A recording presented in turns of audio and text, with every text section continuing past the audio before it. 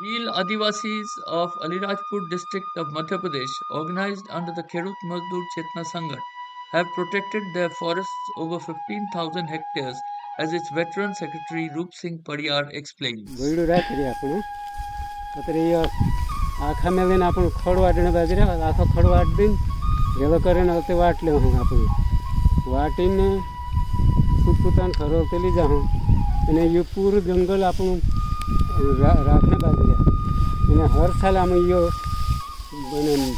ખડ વાટી વાટીને શહેર વાટ પેલાને આપણે ખેડૂત મજૂર ચેતના સંગઠન આપણું ખડ વાટીને બાજરી.